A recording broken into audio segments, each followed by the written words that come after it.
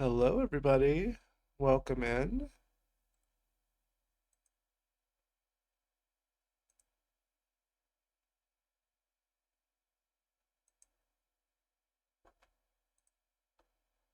Hello.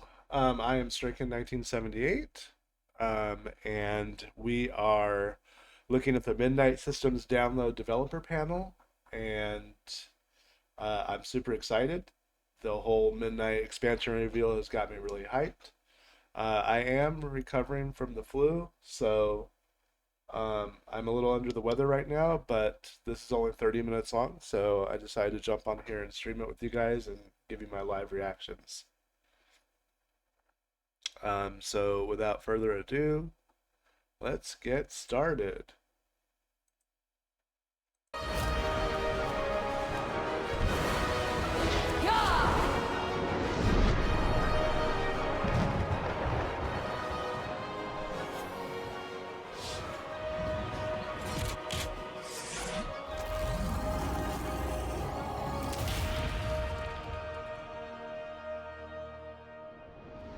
I hope everybody's doing okay today. Better than me. Here are Ian Hazakostas and Paul Cubit.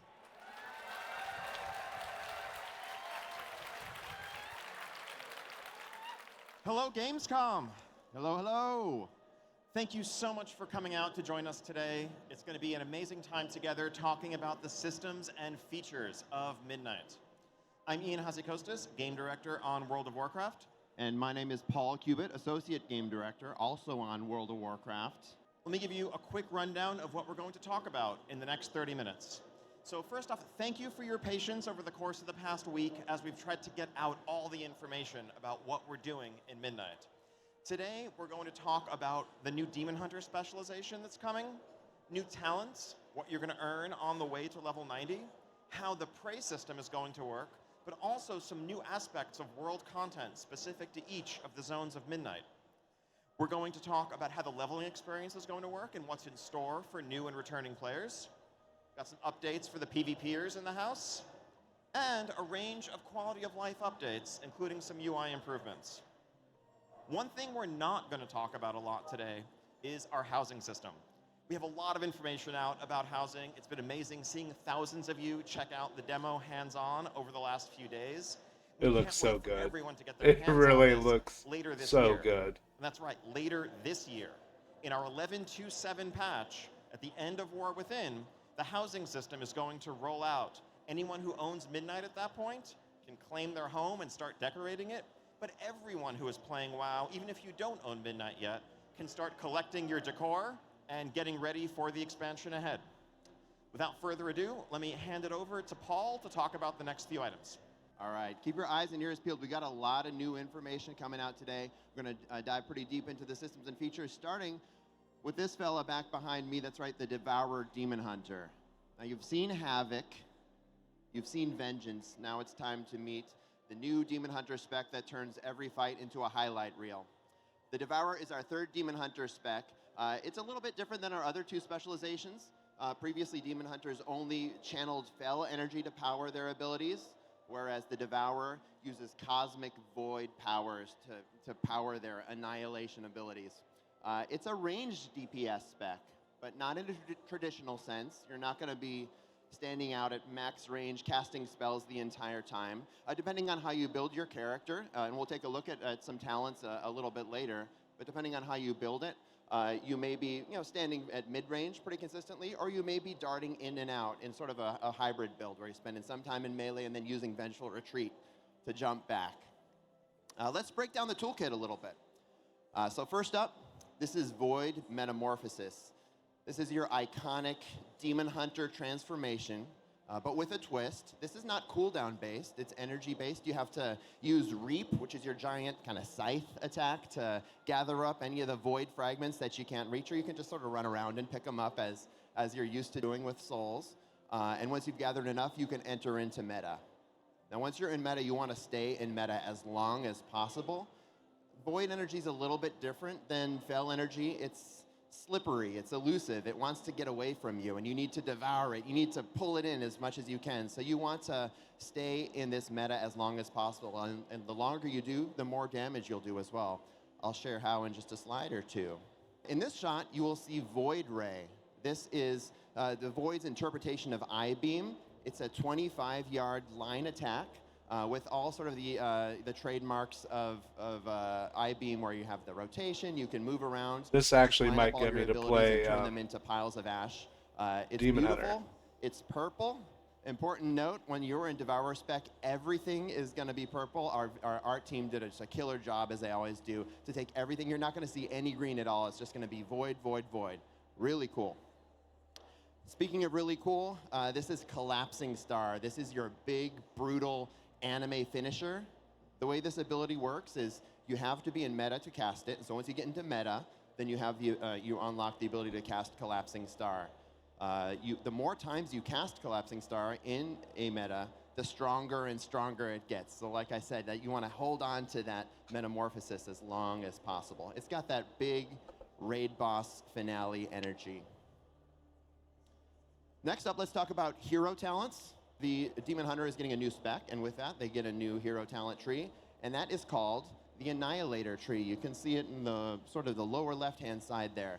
This is shared between Devourer and Vengeance, and sort of broadly speaking, this is all about dropping meteors on your enemies. If you're Devourer, there will be big, bold void meteors. If you're in Vengeance, they will be fell meteors, but meteors nevertheless. Devourer will also have access to the Scarred tree.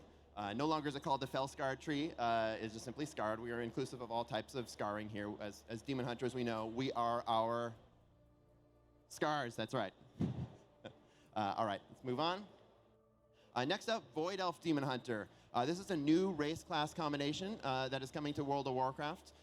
It's unlockable with a short quest line that's available during the 12.0 pre-launch.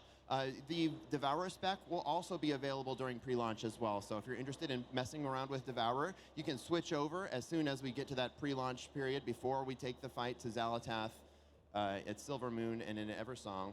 And the same is true of Void Elf Demon Hunter. There'll be a very short quest line along with that pre-launch where you unlock this character. Now, for those of you who are Horde players in the audience, like myself, you may have noticed this introduces a little bit of an imbalance. The Void Elves are ready to jump into a particular new class, and this is particularly lore appropriate for what we're doing at this time. The World Soul Saga is not over yet. There will be new opportunities for other race class combinations that will make sense with the story as we tell it. So keep your eyes peeled. Next up, let's talk about talents. So as you play in Midnight, you're going to get new levels. No big surprise there. You'll level from 80 to 90, and you'll get 10 new talent points as well. The way those are going to break it down is you're going to get 3 points in your class tree, 3 in your hero tree, and then 4 in your spec tree, and you'll earn those sort of alternatingly. The way these work individually is on the class tree, it's very simple. You just got 3 more points. You can use them however you want. If there's some ability in there that you wanted to get to, but you couldn't quite reach it, or you had to make a painful trade-off to get to that point, well, now you might be a little bit more likely to be able to get to that point, and you won't have to make that painful trade-off. In the hero talent tree, there's an additional lane. So we're keeping all the same hero talents, but we're adding 3 new abilities in that 4th lane there. So it's going to take these already iconic and impactful powers and make them even more iconic and even more impactful.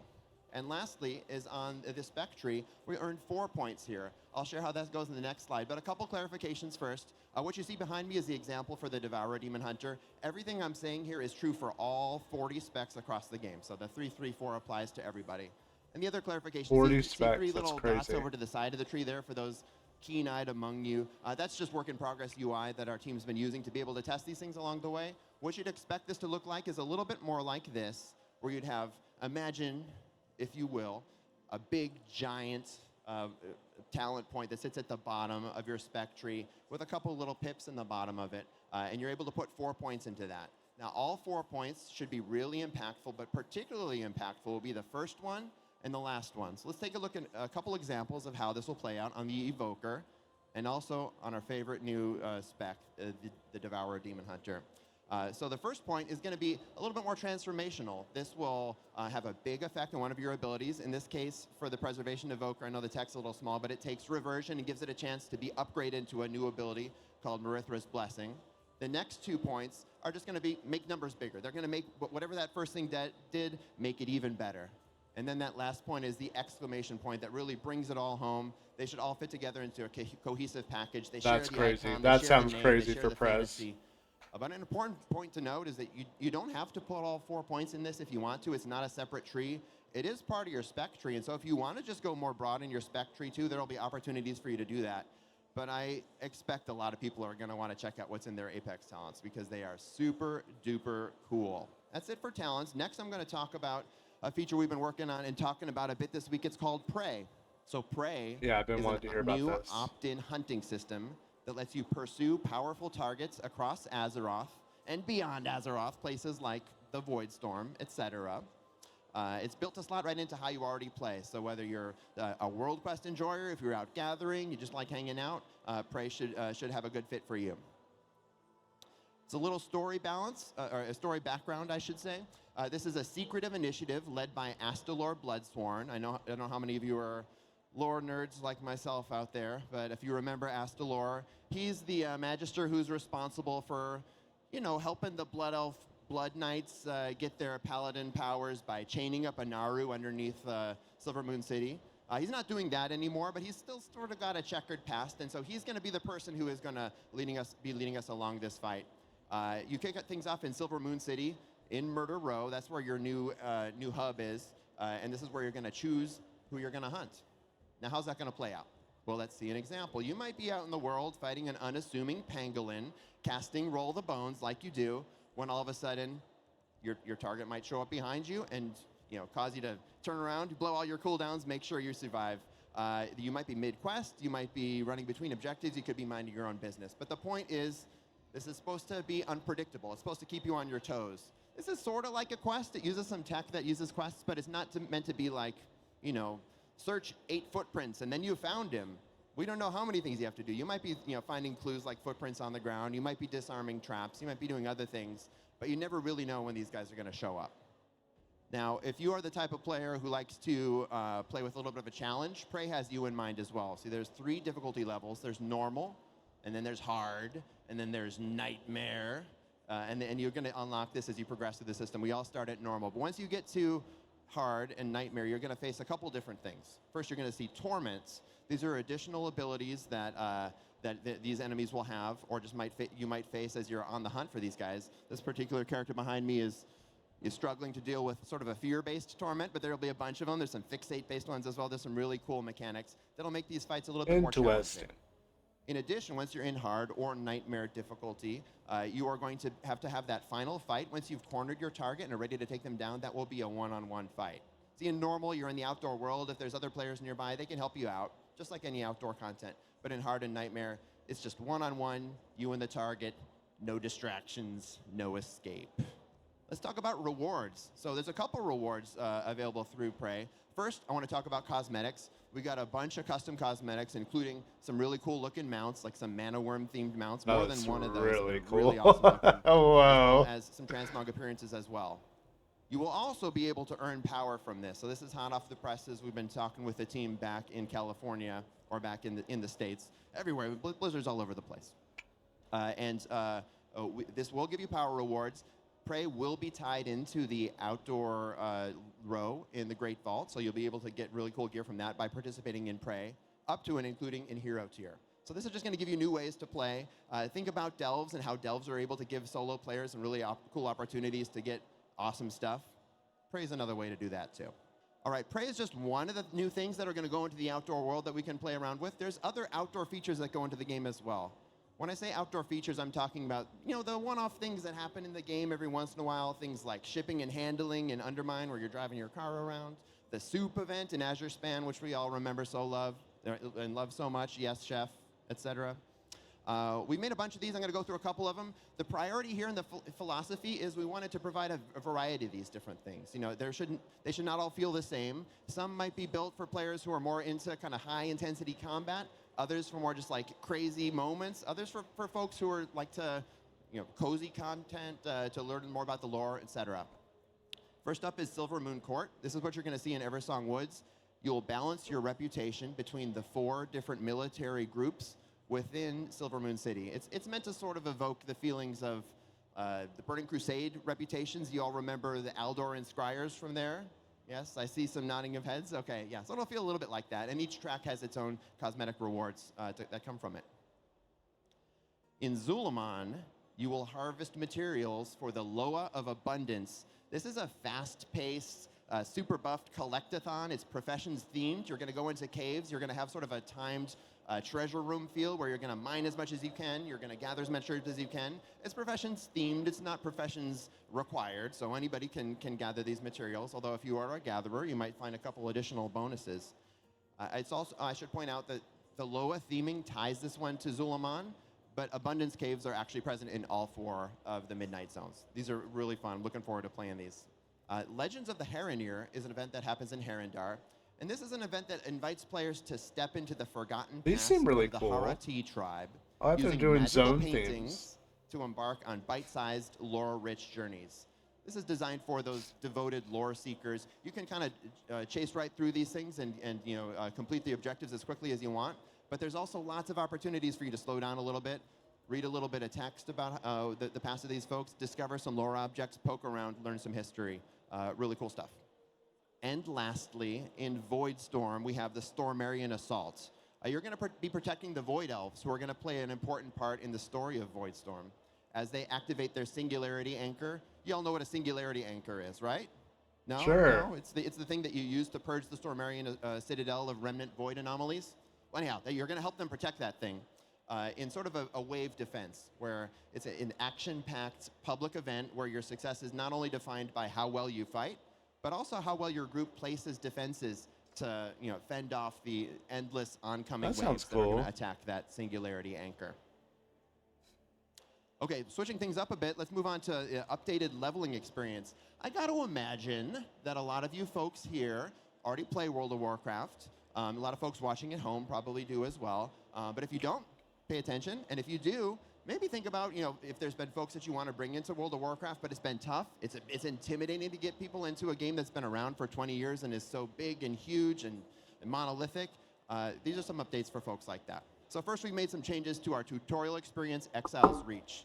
This has been changed to be to focus players directly into the Dragonflight expansion. We're doing that by adding some key iconic characters to that feature. You're going to see Wrathion there. You'll see Khadgar, Alexstrasza, a bunch of others as well. And the story is going to be about them going off and embarking on their mission to the Dragon Isles to learn about the history of the dragons. Oh, that's It will cool. culminate with you being taken directly to Waking Shores to continue that story in the Dragonflight experience for new players. Now, you'll still have Chromie time if you're playing an alt. You can go play whatever expansion you want, but for a new player, that sort of core progression will take you directly to Dragonflight. And we've made a bunch of changes to the Dragonflight expansion as well with new players in mind. So first, you'll level through those first 4 zones, but then as opposed to before, when you get to the end of Thaldraszus and you're at the gates of the raid and you know that Raszageth is gnarly and you want to take the fight to her, but you need a whole bunch of people to do that, instead of that, you're going to go straight to fighting Raszageth. We've added a story mode raid version of the Raszageth fight. So you can, as a solo player, along with 9 game-controlled allies, take down Raszageth, see how that story resolves, and then after that, it keeps going. You get to keep going into Zaralek Caverns, play through that zone as a leveling player with the leveling appropriate rewards, and then you get to fight against Sarkareth in another story mode raid. Y'all can probably see where this is going. If you know the story of Dragonflight, then you continue into the Emerald Dream and then fight against Farak. We're super excited about this. This is the first time that new players have been able to play through the entire story of an expansion while they're leveling through the game. And doing that, that's going to take them cool. to level 70. That's not quite 80. For 70 to 80 is going to be done doing something different, which I'll get to in just a sec. But first, has this ever been you? Maybe you're a returning player to the game, you haven't played in a little while, and you are greeted by the 3 horsemen of a quest log full of quests that you don't remember, a bag full of items that you don't remember ever gathering, and then a talent tree full of talents that you don't really know what those icons represent. You are not alone. This is the case for a lot of returning players. It can be tough to get back into your character after you've been away for a little while. And what we see for folks is, after folks have been away, particularly for a long time, it's easier to roll a new character than it is to get back into your beloved favorite tune. And so that's okay, because we've got a stack of gear ready for you to claim as you step into our brand new returning player experience. This is, again, brand new, something we just added to the game in Midnight. It is a feature where you will join alongside Thrall or Jaina as a returning player, and it's meant to remove all those distractions, so you don't have to worry about what's in your bags and your talent tree. We're going to hide all your quests from you. It's really simple. It's just, hey, go kill some gnolls. It's very simple. You don't have to worry about all the other direct things pulling you in different directions. Just go kill some gnolls, and then after that, the story will develop. Maybe you go kill some ogres. Maybe you go kill some cultists. There will be some. I've heard some about story this that from a progresses lot along. of But the point people. is, Like, once you it get just in, you seems should remember, overwhelming when they log yeah, in. This is how my character plays, and by the time you're done, So you I'm should glad have your they're doing bearings. this. It's drop in and drop out. So after 2 minutes, if you're like, oh yeah, I remember how to play Paladin. This is easy. Then you could just drop right out. If you play all the way through, you'll get a full set of gear that's level appropriate to whatever level you stepped in this place at. So you'll be ready to just jump right into the fight. And we've also added some improvements to the tutorials as well. So first, we've added a skywriting tutorial, which will make it easy. If you never learned how to play skywriting or to do skywriting, dragon riding as it was called back in the Dragonflight expansion, you'll learn how to do that. And it'll add a tutorial to learn how to interrupt. So if you've ever been in a group with folks who don't seem to know how to interrupt, the returning player experience will get you covered there as well. And lastly, we have the War Within recap. This is a feature we've added that in case you've missed the War Within expansion, or if just parts of the story, maybe it's just been a little while since you played the War Within, no worries, we've got you covered there as well. So this is a quick, couple hours long experience which will take you through the entirety of the story of the War Within. It starts at the Isle of Dorn, through the Ringing Deeps, all the way through Koresh. And you'll get to see all the big cinematics. You'll get to see what happens with all the characters. It would normally take a couple dozen hours to play through all these quests, but this will just take a much quicker time. Anybody can play this. If you want to do this right before you go into Midnight to bring yourself current, that's great. If you don't want to, that's fine. Everybody gets that we got to fight Xal'atath anyways. And if you're a new player, this is how you will level from 70 to 80. Instead of having to, it'll be really quick. It'll be just like play through this, again, a couple hours long experience, and you'll be able to hop right into Midnight once you're ready. A new update I wanted to share with y'all about the new player experience, all these things that we're talking about, new player experience, returning player experience, and the War Within recap. These are going to be available in the final patch of the War Within, 11.2.7. So a little bit earlier, folks wanted to start getting warmed up. If you are thinking about that friend that you wanted to invite in, maybe they can get in a little bit earlier, start collecting some housing decor, and level a new character. Okay, that does it for me. Next, I'm going to hand things over to Ian, who's going to talk to you about a couple other features, starting with PvP. Ian, take it away. Awesome. Thank you, Paul. Hello again. So yes, PvP. A major new PvP feature coming in Midnight is the Slayer's Rise Battleground. This battleground I is don't set care in the about Voidstorm, PvP. and it is a 40v40 epic But I'm glad battleground people do. inspired by I'm glad it's still Elfnight Valley, relevant. Isle of Conquest, and that general large-scale vibe. Here's a look at the overall layout of the map and how it's going to work. So the setting for this map is a conflict between these two powerful warlords in the Voidstorm, these Dominar, that are fighting for control, and Alliance and Horde forces find themselves thrust into the middle of the conflict, each allied with one of the opposing Dominar. You're going to start on opposing sides of the map, initially run to the middle for a wild 40v40 brawl over an initial control point that will give you an early advantage in the map. We know people are going to fight it out anyway, so let's encourage it and build that into the flow. From there, it breaks down into each side trying to push down a lane towards the opposing base, destroying their defenses, killing key NPCs along the way, and ultimately trying to defeat the opposing Dominar. But you'll be breaking off as well to recruit neutral forces to aid your side to help push that lane. So every side is going to be doing a mix of attacking, defending, and recruiting forces to help lead their side to victory. Super excited to have a new battleground coming in Midnight. And also, this area that's used as a battleground will be accessible in the outdoor part of the Voidstorm Zone. And this is going to be a place for those of you who love world PvP to come battle it out with each other. This area is really designed with interesting points of conflict in mind. There's other, this is where you'll find your PvP vendors and more. This area does have regular world quests for those who don't have War Mode on, but really you're going to want to turn on War Mode to get the most out of this experience. If you like world PvP, this is the place to be. You can find your people and battle it out.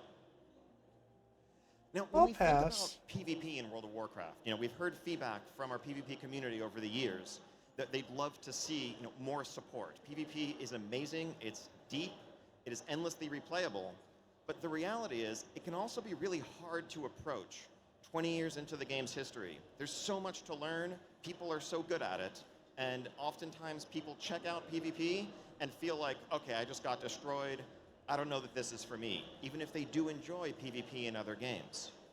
But so many other games of different genres have a mode where you can initially kind of learn the maps, learn the rules, learn combat against bots. And that's an easy on-ramp to kind of build your confidence to make sure that you know what you're doing before you match up against other players. And so that's what training grounds are coming in Midnight. This is inspired by a battleground brawl that we've had running for a while called Comp Stomp. This is kind of expanded and revamped. In addition to Arathi Basin, you'll also be able to play on Silvershard Mines and the Battle for Gilneas, facing off against AI opponents that are a bit smarter than the bots that we've had in the past, that are going to test your skills a bit, teach you how the battlegrounds work, teach you how opposing classes work, and kind of give you an on-ramp into PvP from there. Super excited to roll this out in Midnight and hopefully introduce a new generation of players to the fun that World of Warcraft PvP can offer. All right, I want to talk about some UI and general quality of life improvements. So over the last few months, we've been doing a lot of work in War Within to improve the baseline UI experience with things like the cooldown manager, combat assistant, and more. That's going to continue in Midnight and beyond. One area that we want to focus on is our nameplates. We understand that when you're in the heat of combat, this is the best window into what's going on, the status of your enemies, and what you need to respond to. And our default nameplates currently don't give you all the information you might want. We really want to improve your ability to maybe I'll be able to uninstall Plater. We also want to be able to call out It looks like Plater. lethal casks. That's something that we're going to build in on the encounter design side. If there's a cast that probably is going to wipe you if it gets off, that should be a larger highlighted cast bar so you know it's a high priority interrupt. You shouldn't need an add-on or an external guide to tell you that. The game should be doing it itself, and we're really excited to add this functionality to our nameplates. Next up, damage meters. We are adding damage meters to the base UI experience. Again, this is probably the single most popular add-on used by players across all of World of Warcraft. And you shouldn't need to feel like if you want to understand I can't believe they're doing that. You just tried out is more effective than the one you were using yesterday. You shouldn't need an external tool for that. The game should give you that information. And so we have fully featured damage meters. These are also going to be sort of server-side authoritative. So compared to add-ons where maybe someone is out of range or in a different phase and you lose track of the information about what they're doing, here we're going to keep track of it on our end, and so they should always be perfectly accurate. Next up, this is a fun one. Being able to uninstall a lot of my add-ons. Or bigwigs, right? Basically, since the beginning of raiding, 20 years ago plus, people have relied on add-ons to let them know when a major boss ability is coming up. That's just how WoW raiding has been for nearly everyone who raids. And yet, again, you've had to turn to external tools to do that, and we feel that's not the experience that our players deserve. So we are building in a lot of that functionality into our encounters in Midnight. So you can see a timeline of major critical abilities that are coming up, and alerts if you're targeted by something, things along those lines, to give you the information you need to overcome the challenges that are facing you. Those are just a few of the user interface add-ons that are coming in Midnight. like there are going to be many more at launch and to follow. This is a project they add on, frame rate drops and choppiness, and they're more of a bother, really, to me. Transmog. I'd rather not Well, have them at all. Transmog, So as this is everyone, right as up the my true alley. WoW aficionados know, is the real endgame of World of Warcraft. We want to make sure we are supporting it as best we can. So nearly 15 years after the introduction of Transmog, we have coming up an overhaul to how the system works. No longer will you have to go reapply the appearance of your choice every time you get a new upgrade, every time you get a quest reward or a raid drop or whatever else. Instead of transmogging items, you will now transmog the slot. And so if you have something set as your helm appearance and you get a new helm, it's just going to inherit the look that you want it to have. You'll still pay a gold cost to set that like head slot or back slot appearance, but as you just get new items, you can just put those on, there's no additional cost, and that'll just be the appearance that you have. But this also gives us the opportunity to add more opportunities for customization and self-expression in the transmog system. Because not only can you save one outfit, you'll be able to unlock and save many, many outfits.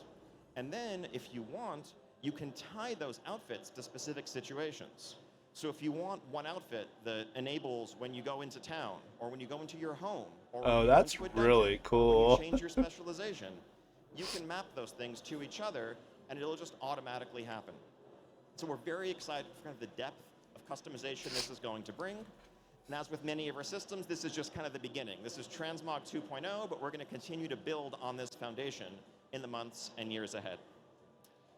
So thank you for coming out.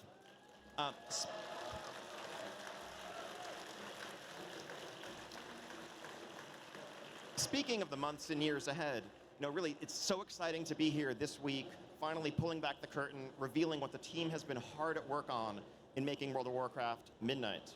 But this is just the beginning. We're going to head back to California, and in just a few weeks, we're going to have our alpha test beginning. So stay tuned for that with beta to follow. We have so much more to share with you. It's going to be a very exciting fall. We can't wait to see you all in Midnight in early 2026. Thank you so much. Enjoy the rest of Gamescom. Nice. I'm super excited. Like I've said, this expansion is right up my alley. I'm a big elf fan, and I'm really glad they're getting back to the basics and what makes WoW great, and that is Azeroth. So instead of us finding a new island, they're revamping the old stuff that we already have. There's currently So I'm excited, and I'll be probably streaming a lot more as information comes out, and yeah. So thanks for joining me in this episode of the Midnight Systems Download Developer Panel, and I hope to see you guys again soon. Bye.